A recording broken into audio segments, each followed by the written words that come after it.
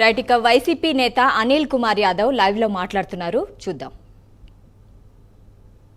నేను అమ్మిన valuation properties ఈ రోజుకి రూపాయి పెరుగున్నా, 1 రూపీ పెరుగున్నా, మీరు చెప్తున్న అనిల్ కుమార్ యాదవ్ కావచ్చు, నా కుటుంబ సభ్యుల మీద కావచ్చు, మీరు చెప్పిన నా 5-6 మంది బినామీల పేరు మీద కావచ్చు, ఎవరి పేరు మీద ఉన్నా కూడా ఎంక్వైరీ చేయండి.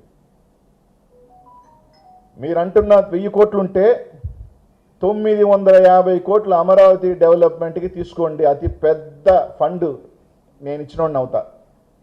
ఒక 50 వరకు నాకు ఇన్ని దాంట్లో, అది కూడా మీ దయ ఉంటే 1000 కూడా అంటే తీసుకోండి, ఇబ్బంది ఏం లేదు నాకు. ఒకవేళ ఏమన్నా కనికరం వరే లేదు రైడ్ దగ్గర అనుకొని అనిపిస్తే ఒక 50 కోట్ల వరకు ఇండాయా, నాకు ఖర్చులు ఎక్కువ ఉన్నాయా, వేయించండి. ఈ రాష్ట్రంలో ఒక పాలసీ తీసుకొద్దాం. నాకు చాలామంది రాజకీయాలలో ఉన్నప్పుడు సహాయం చేయకుండా ఉండరు, సహాయం చేసుంటారు, చేశారు కూడా. కానీ రాజకీయాలలో ఉన్నప్పుడు మన దగ్గరికి చాలామంది సహాయానికి వస్తారు. నేను ఆస్తులు కూడా కట్టుకోవాలా, నాకు ఎవరైనా 10 మంది సాయం చేసుంటే నా కిందున్న వాళ్ళకో ప్రజలకో సాయం చేశానే తప్ప, నేను నా కుటుంబ సభ్యులు నా బిడ్డలు బాగుండాలా అని చెప్పి నేను ఎక్కడ మీరు చెప్పినట్టు చెన్నైలోను 50 కోట్ల ఇల్లులో, లేకపోతే ఆఫ్రికాలో పెద్ద పెద్ద మైన్లో, లేకపోతే పెద్ద బిల్డింగ్ కాంప్లెక్స్ నేను కట్టలా. ఈ రోజుది కూడా నేను చెప్తున్నాను కదా, రైట్, నాకు ఈరోజు పవర్ లేదు, నేను ఎమ్మెల్యేని కాదు. ఒక సిట్టింగ్ జడ్జిని వేసి అనిల్ కుమార్ యాదవ్ ఆ రోజుకి ఈ రోజుకి, ఆ రోజున్న ఆస్తులు ఇస్కాన్ సిటీలో ఉన్న పొలాల వాల్యుయేషన్ ఈ రోజు ఎంత, ఈ రోజు ఆయనకు ఆస్తులు ఎంత కొన్నాడు, ఆయనే కాదు మీరు చెప్తున్న ఆయనకున్న 5 మంది ఏదైతే పేర్లు వేస్తున్నారో వాళ్ళ పేర్ల మీద ఆస్తులు కానీ ఎంక్వైరీ చేయండి. ప్రజలకు కూడా తెలియనియండి. అనిల్ ఆస్తులు కూడగొట్టుకున్న ఒక అవినీతి పరుడు, 1000 కోట్ల ఆస్తి కూడగొట్టుకున్నాడు తెలియనియండి, చెప్పండి, పర్లేదు. మీకే రాసిస్తానని చెప్తున్నాను, అమరావతికి పెద్ద ఫండ్ నాది అవుద్దని. రాజకీయాల్లో చాలామంది చాలా అవసరాలకి సాయం చేస్తారు. ఈరోజు నేను 7 సంవత్సరాల పాటు దాదాపు 200 మందికి 2000 చొప్పున పెన్షన్ ఇచ్చినా నేను ఏ రోజు చెప్పుకోవాలి. ఎందుకంటే ఈ చేతితో సాయం చేసింది ఈ చేతికి తెలియకూడదు అనుకునే మనస్తత్వం నాది. ఇంత మాట్లాడుతూ ఉన్నారు. ఈ రోజు కూడా నెల్లూరు నగరంలో తెలుగుదేశం భార్యాభర్తలు నా నాశనం కోరుతూ మాట్లాడుతుంటారు. అదే వాళ్ళ కూతురు పెళ్లికి నా గడప తొక్కి, ఆ రోజు కూడా తెలుగుదేశంలోనే ఉన్నారు వాళ్ళు, నా గడప తొక్కి నా బిడ్డకి సాయం చేయమంటే 10 లక్షలు సాయం చేసినోడిని నేను. ఈ జిల్లాలో ఎవరైనా చేయగలుగుతారా? నా నియోజకవర్గంలో నా మైనారిటీ సోదరులు అందరూ వచ్చి పలానా అతనికి సాయం చేయొద్దు అని చెప్తే, తన బిడ్డకి 3 రోజుల్లో లండన్లో 12 లక్షల ఫీజు కట్టాలి సాయం చేయమని నన్ను అడిగితే, అతను కూడా నా గురించి మంచిగా మాట్లాడేదానికన్నా కూడా రోడ్డుకి నా గురించి మాట్లాడుతున్నాను. 3 రోజుల్లో లండన్లో నా ఫ్రెండ్కి ఫోన్ చేసి ఆ ఫీజు కట్టమని చెప్పి అతను ఎలా ఉన్నా కానీ బిడ్డ జీవితాన్ని మనకి ఎందుకని చెప్పి కట్టిన వాడిని నేను. ఈ విధంగా నా ఏ రోజు నేను ఇవన్నీ వచ్చి ₹1,00,000 ఇస్తే పేపర్లోనూ టీవీల్లోనూ ఫోటోలు వేసుకొని అపరదానకరణలు అని చెప్పుకుంటున్న రోజుల్లో కూడా నేను ఎప్పుడు నేను చేసిన సాయం నేను చెప్పుకోను కూడా. ఎందుకంటే మంచైనా చెడైనా దేవుడు లెక్కలేస్తాడు కాబట్టి. ఆ విధంగా నాకు చాలామంది సాయం చేసి ఉంటారు. దాన్ని నేను 10 మందికి నాకు తోచింది సాయం చేశాను.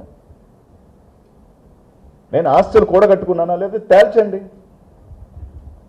అంతేగాని నోటికొస్తే ఆఫ్రికాలో ఉన్నాయి, ఆఫ్రికాలో చూడని ఎతకండి.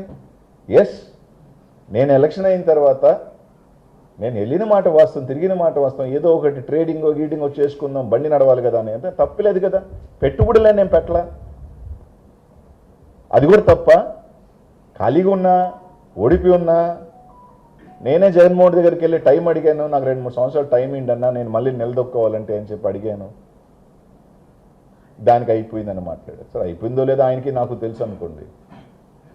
నేను రోజు అడుగుతున్నా, let's call for a sitting judge enquiry నా ప్రాపర్టీస్ మీద. మీరు ఊరికేనే చెప్తున్నారు కదా గవర్నమెంట్ మీది, అంతేగాని మీ పోలీసుల ద్వారా వద్దు, ఒక ట్రాన్స్పరెంట్ ఏజెన్సీ ద్వారా చేద్దాం. అలాగే క్వార్ట్స్కి సంబంధించి కూడా 2023 నుంచి అంత చేశాడు, ఇంత చేశాడు, అంత అంటున్నారు కదా. ఒక ఈడీ ఎంక్వైరీ చేసుకుందామా? 2022 నుంచి ఈ రోజు దాకా ఒక ఈడీ ఎంక్వైరీ పిలవండి, అత్యున్నతమైన ఎకనామిక్ అఫెన్స్కి సంబంధించిన ఇన్వెస్టిగేషన్. ఎవరు ఎత్తారు, ఏ మైన్లో నుంచి మెటీరియల్ ఎత్తారు, ఏ మైన్స్లో బ్లాస్టింగ్ జరిగింది, ఏ మైన్స్లో నుంచి ఎక్స్పోర్ట్ వెళ్ళింది, ఎవరికి ఇచ్చారు అన్నది ఈ రోజు దాకా ఎంక్వైరీ చేద్దాం రండి. నేనే అడుగుతున్నాగా, రండి. అసలు 2022 నుంచి ఈ గంట దాకా, ఈ రోజు దాకా దాన్ని కూడా మీరు చెప్తున్నారు కదా తొందరలోనే. మీరెవరైతే నాకు శ్రీకాంత్ రెడ్డి కలిసి చేశాం క్వాడ్స్ అని చెప్తున్నారో అదే వ్యక్తి ద్వారా ఖచ్చితంగా ఈడీ కోర్టులోనే పిటిషన్ ఇస్తాను ఎంక్వైరీ చేయమని. నేను శ్రీకాంత్ రెడ్డి కలిసి చేస్తుంటే, నా బినామీలు వేస్తుంటే మేము చేయాల్సిన అవసరం లేదు కదా, మేము చేయాల్సిన అవసరం లేదు కదా, తప్పకుండా చేస్తాను.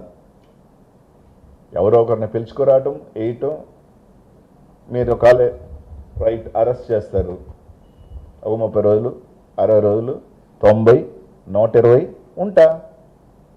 మీరు పెట్టేసినంత మాత్రాన నాకేదో కొంతమంది సునకానందం పొందొచ్చు, కొంతమంది ఆనందపడవచ్చు, బురద చల్లొచ్చు. ఈరోజు ఓపెన్గా ఇంతకన్నా ట్రాన్స్పరెంట్గా ఈరోజు నాకు పవర్ లేదు, ఏం లేదు, నా ఆస్తుల మీద కూడా ఎంక్వైరీ చేయండి అని నేనే అడుగుతున్నా.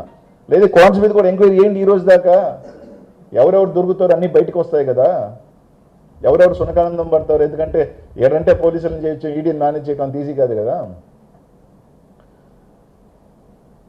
ఎవరు లేఅవుట్ వేసుకున్నా, పాప నా అనుచరుడు వేసుకున్నా, ఎవరైనా వేసుకుంటే అది అనిల్ కుమార్ యాదవ్. నా అనుచరుల అకౌంట్లో 18 కోట్లు పడ్డాయని చెప్పారు. స్టేట్మెంట్ రిలీజ్ చేయమనండి, ఏ అకౌంట్లో పడిద్దో. మీరు చెప్పారు కదా 4 అకౌంట్లో 18 కోట్లు పడిందని ఏదో పేపర్ రాశారు కదా, రిలీజ్ చేయండి. మీ చేతిలో ఉంది కదా 18 crores ఏ అకౌంట్లో పడిందో. 2024 ముందు ఏ అకౌంట్లో ఎవరు 18 కోట్లు వేశారో చెప్పమనండి. నిన్న విపిఆర్ గారు సంతోషం, మొత్తానికి విపిఆర్ గారు నేను చెప్పిన అలిగేషన్స్ కరెక్టే అని ఒప్పుకున్నందుకు ముందుగా ఆయనకి ధన్యవాదాలు తెలియజేస్తున్నాం. మేము క్వాడ్స్ చేసాము అని చెప్పినందుకు ఆయనకి ధన్యవాదాలు తెలియజేస్తున్నాం. ఇప్పుడన్నా ఆయననే 2 కంపెనీలు పెట్టామని చెప్పాడు. ఒకటి ఆయన, రెండోది నీ బినామీయా, అంతే కదా. నీ కింద నీ ఇంట్లో ఉన్న వ్యక్తి పేరు మీద ఇంకో కంపెనీ పెట్టామంటే అది నీ బినామీయే కదా. నేను 20,000 చేశాను, సంవత్సరం అంతా 1,00,000 చేసింది, పోయిన సంవత్సరం 9 లక్షలు. సరే 9, 6 దాని మీద నేను డిబేట్ కూడా పెట్టదలుచుకోవట్లా. 9 లక్షలు పోయిందా, 6 లక్షలు పోయిందా, ఎంత పోయిందో నేను డిబేట్ పెట్టుకోవట్లా.